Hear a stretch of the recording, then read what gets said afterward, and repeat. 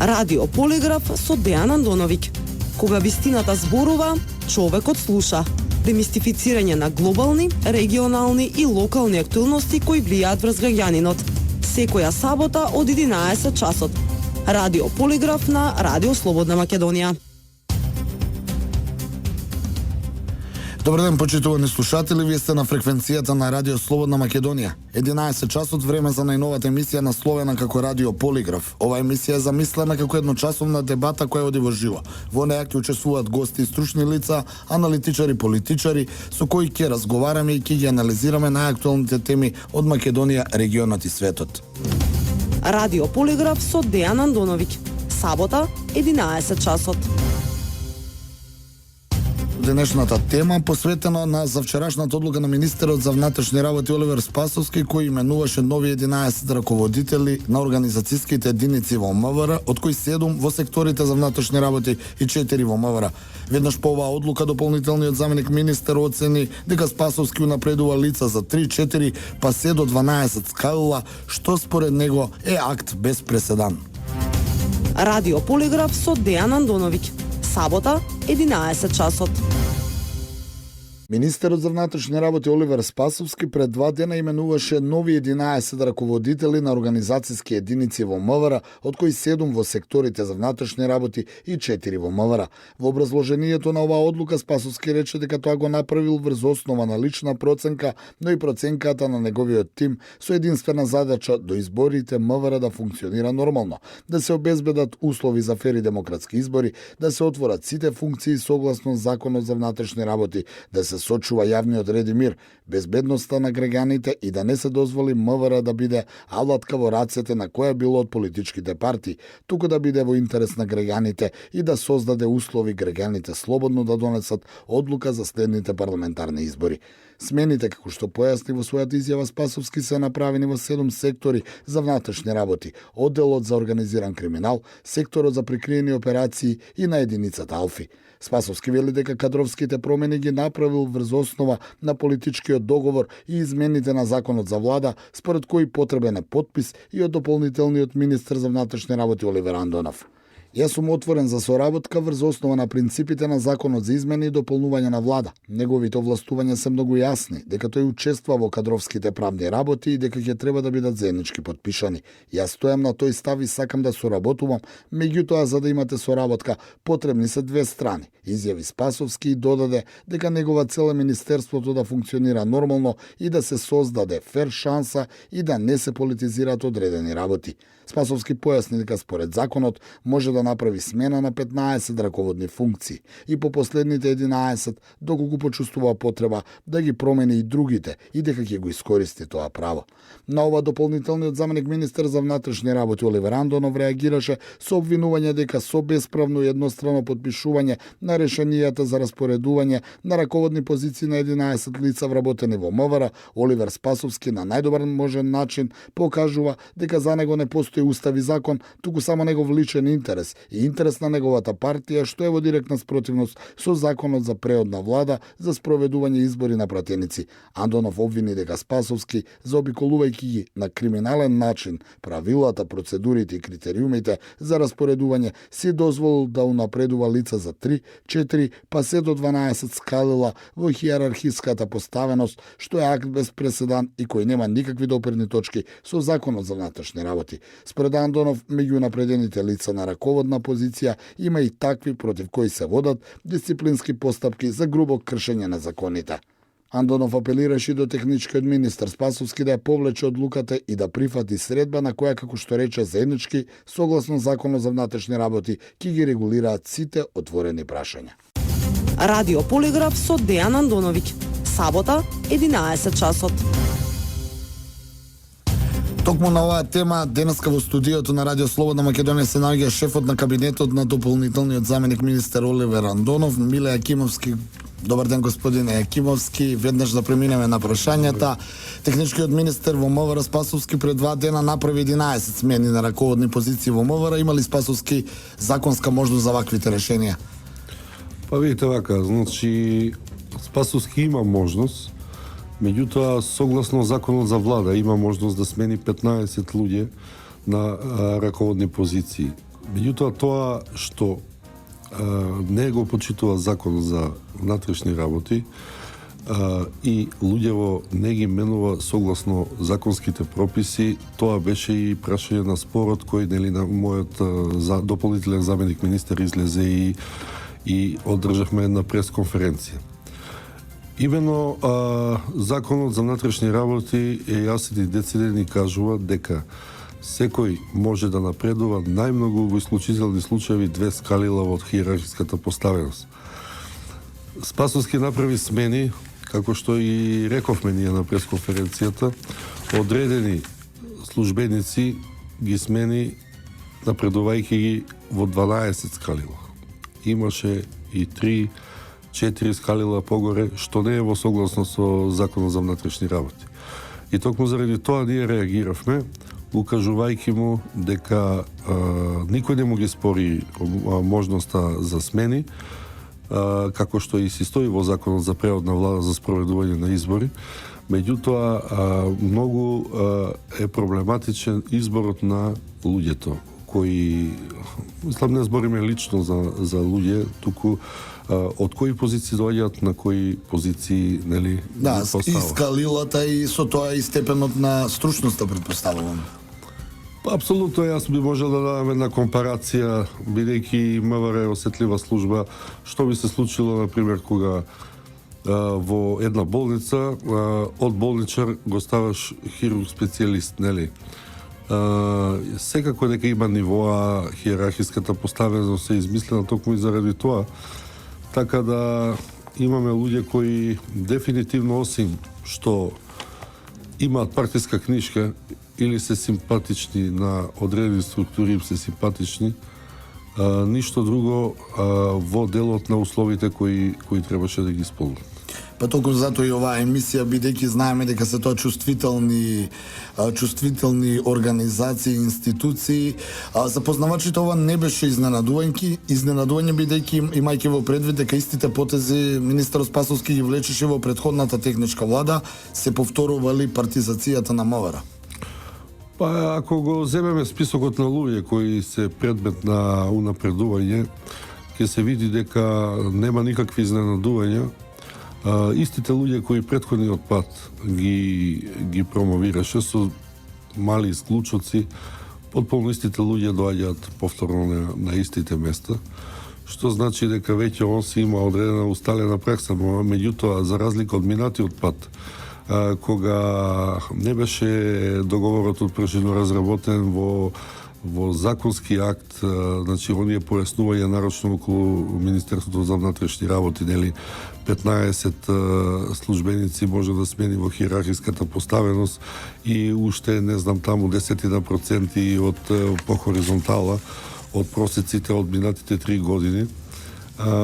Не беше толку децидно нели кажано во законот. Сега имаме одредени законски решенија, но иако ние разговаравме во неколку наврати со него, значи околу 20 на дена не успеавме да најдеме заеднички јазик и човекот си ги постави оние луѓе за кои мислеше дека или кои му беа на некој начин наметнати од партијата. Па да, он во својата изјава завчера рече дека тоа го направил врз основа на лична проценка, но и проценката на неговиот тим со единствена задача до изборите МВР да функционира според него нормално, да се обезбедат услови за фери демократски избори, да се остварат сите функции согласно Законот за внатрешни работи, да се сочува јавниот ред и мир, безбедноста на граѓаните и да не дозволи МВР да биде алатка во раците на која било од политичките партии. Сега интересно доаѓа дека практично да не биде алатка во едната политичка партија, меѓутоа да биде нели на другата. Да, тој најави исто така нели во смените дека се направени во 7 сектори, нели секторите веќе ги кажавме, одделот за организиран криминал, за прикриени операции на единицата Алфи и дека доколку нели процени ќе ги смени и останатите 4 месечни функционери кои доколку направи проценка и кога ќе дојде време за тоа.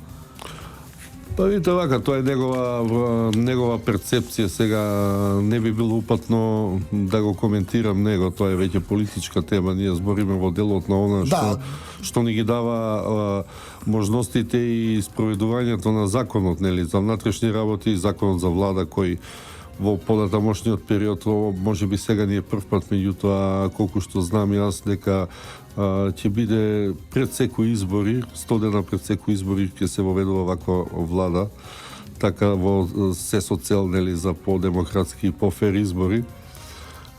Така да не знам јас сега во тој дел дали е стручно да ставаме да напредуваме луѓе кои се членови на Комисија за безбедност, на општински организации на СДСМ, ако е тоа доказ за стручност и за квалитет.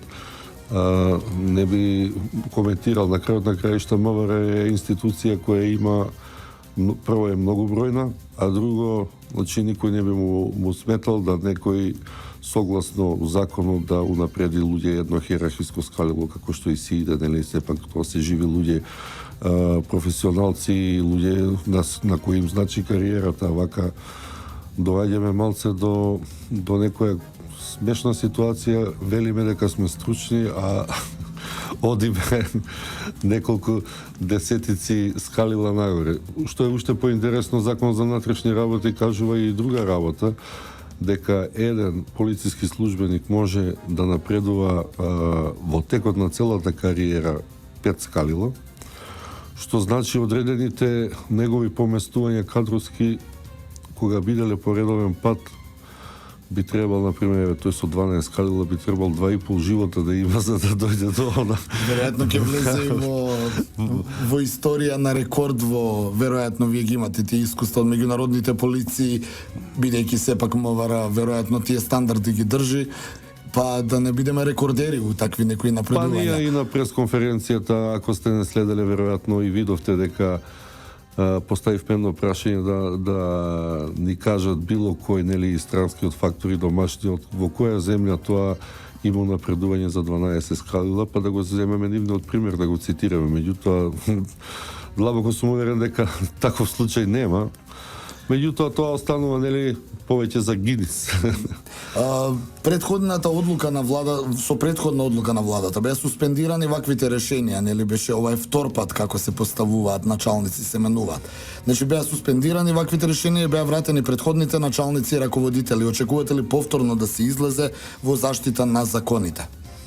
Па видите вака, значи мислам дека не беше тоа владата, меѓутоа и предходниот дополнителен министер има поведено одредени спорови пред управен суд, пред други надлежни институции и веќе доаѓаат решенијата, бидејќи дали тоа се случуваше пред неколку месеца.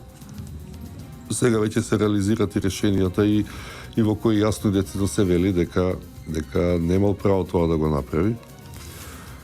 Веќе усталена пракса неговите решенија за поставување да бидат обжалувани, тоа ќе го направиме и ние, и на крајот на краишта судот ќе го каже последниот збор. Меѓутоа да биде ситуацијата уште поинтересна, иако имаше за истите луѓе, иако имаше решенија дека неправилно ги распоредил, он повторно форсира едни исти луѓе на еден ист начин.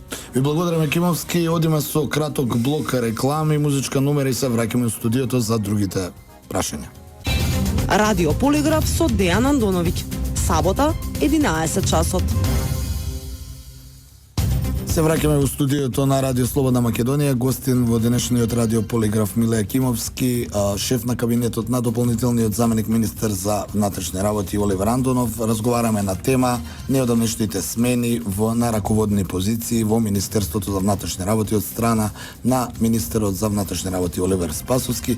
Господине Кимовски, дали овие смени, промени на луѓето, бидејќи тие луѓе нели доаѓаат на функции се однатре од МВР, дали доаѓа до одредени негодувања внатре, колку сето тоа може да влијае врз нели работата на Министерството за внатрешни работи, ако се земе во предвид дека Министерството се занимава со чувствителни ситуации, теми од областа на безбедноста на државата.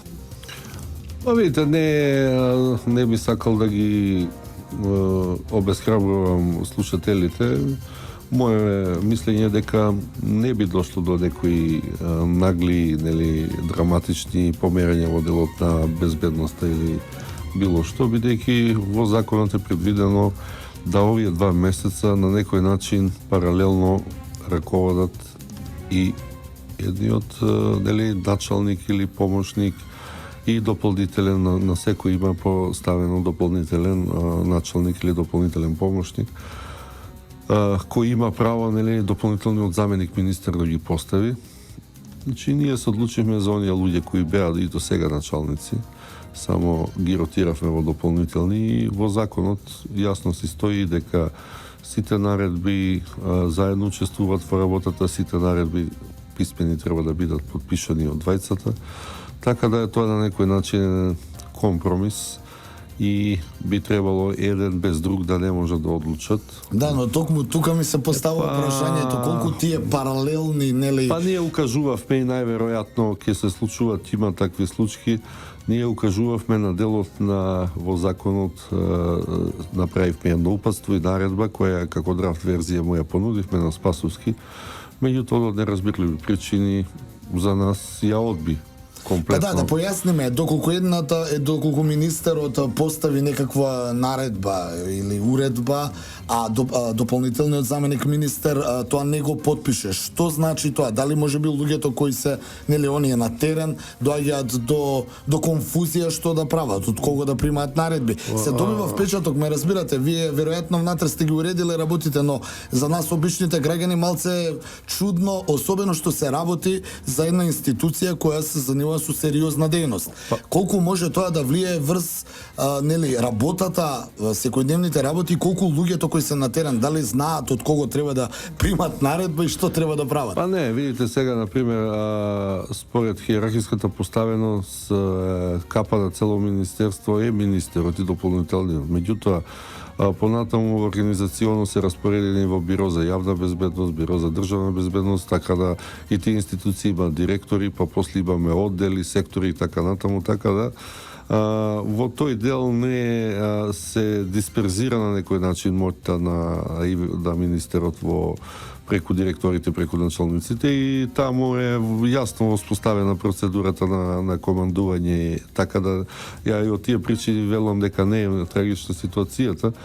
Меѓутоа се добива впечаток дека некој со некои, така да речени, итромански потези пробува да направи некој бенефит од целата ситуација и токму тој хаос што, нели, викаат дека луѓето, јас одговорно тврдам дека не е хаотична ситуацијата, меѓутоа она што се добива впечаток дека е хаос на некој начин одговара на одредени политички структури и се вдесува политика во институција која е, нели, осетлива што не би требало. Да, имам впечаток дека според она што ги слушаме изјавите, малку и предизборни памфлети, нели, министерот Спасовски неодамна изјави за враќањето на позорникарската служба, односно позорникарите на улиците во Скопје, па тоа малку ми изгледа како предизборна кампања, дека доколку, нели, ние доаѓаме и ние ќе ги поставиме.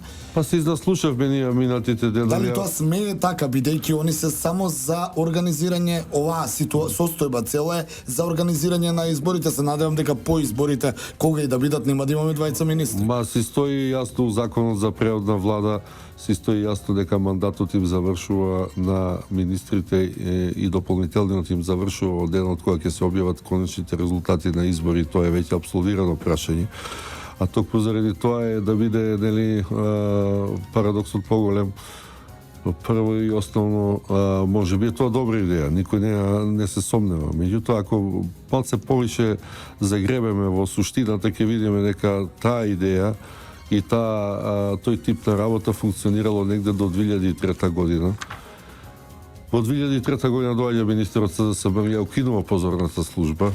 На некој начин, она се уште стои во некои акти таму, меѓутоа де факто е укината. Така што знаме заменета со алфите, претпоставам. Не, со друг концепт на реонско патролирање и така натаму.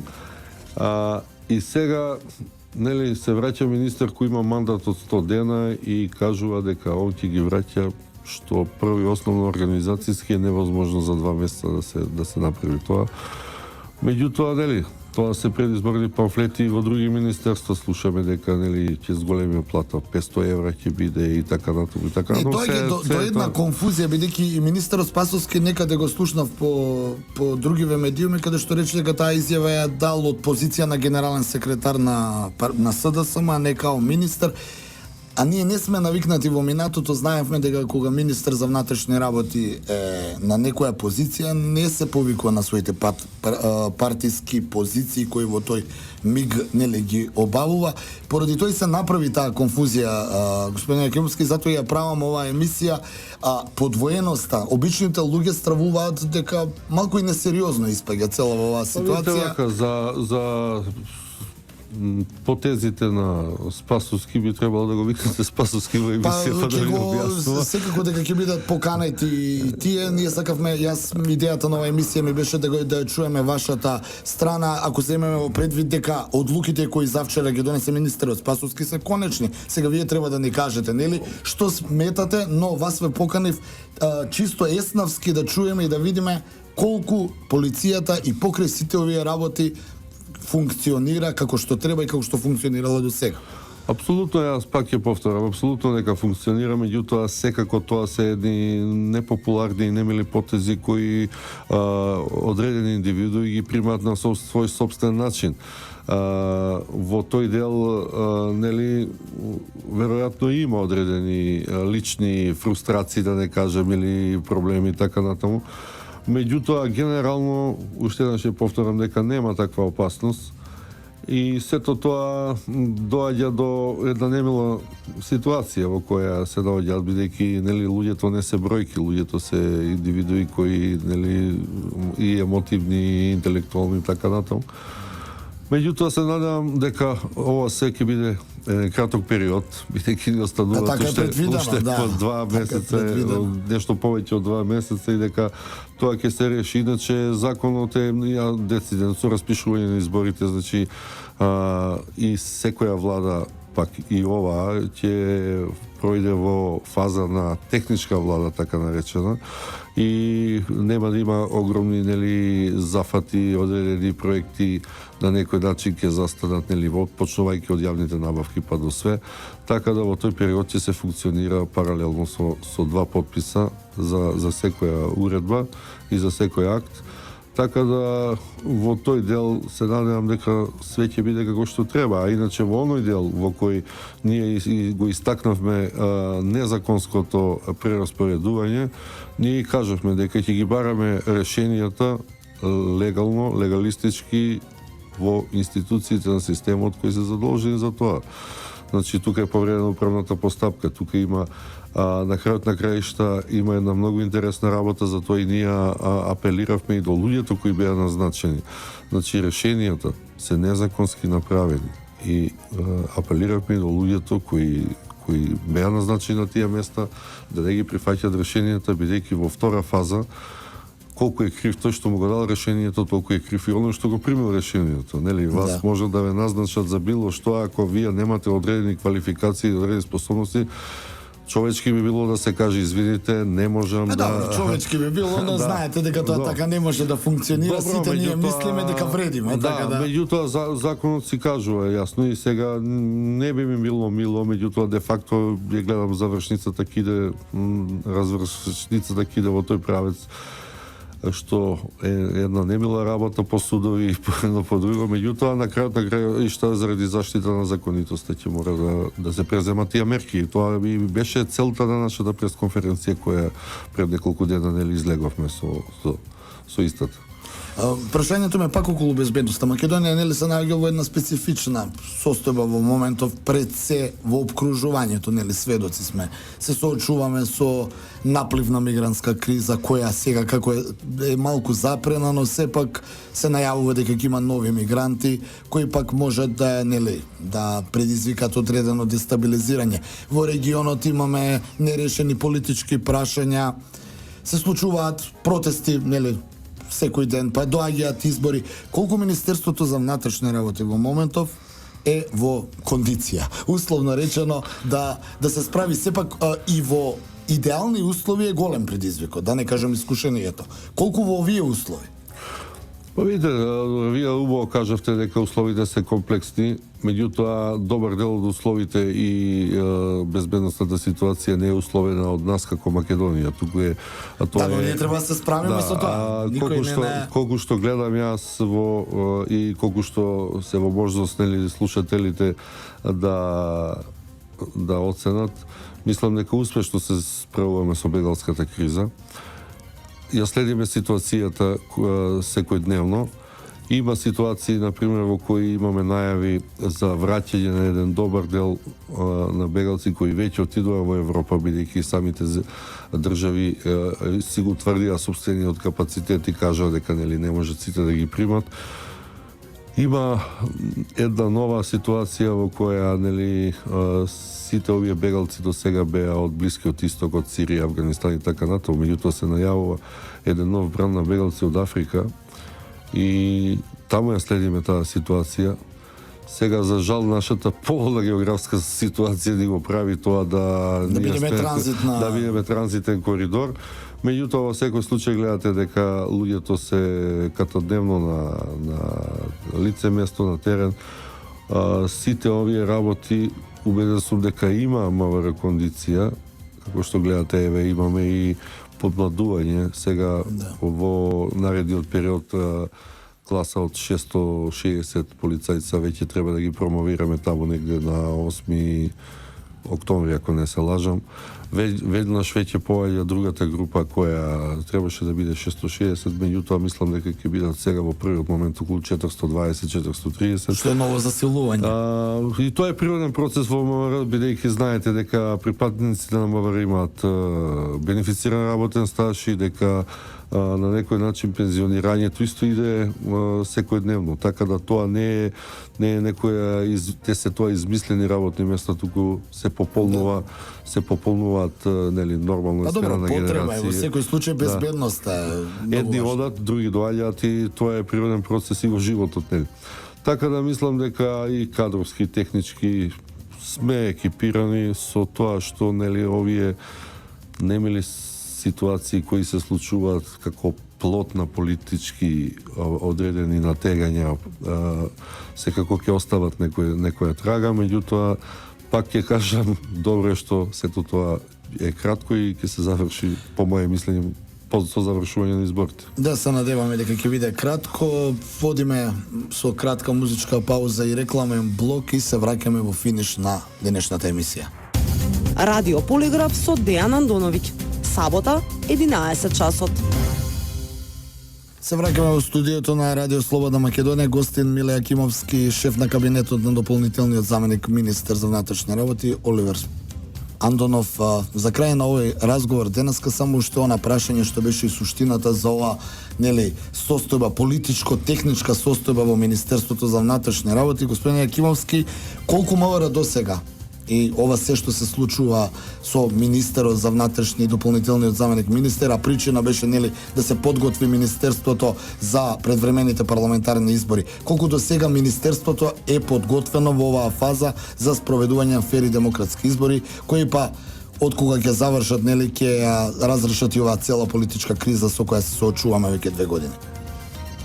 Па, мислам дека министерството е спремно за сите активности кои следуваат. Впрочем, и оние тековни активности со Државната изборна комисија, околу делот од списоците, околу делот од податоците ги извршивме. Имајте предвид дека ова не се први избори во кои полицијата активно зима учество. Ако не се лажам, тоа се неколку 7-8 избора назад се спени ситуација од пасивен наблюдувач, сега се учесници во самиот изборен процес.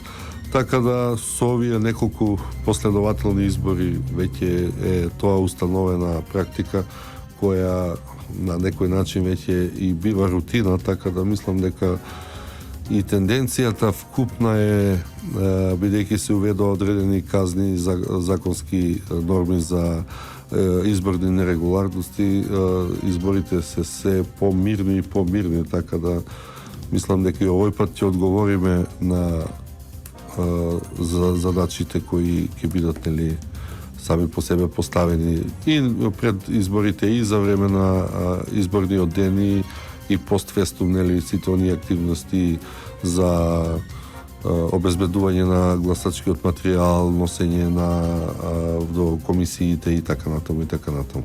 Ви благодарам за гостувањето, господин Јакимовски. Изминатиот неполн час ја следевте втората емисија Радио Полиграф.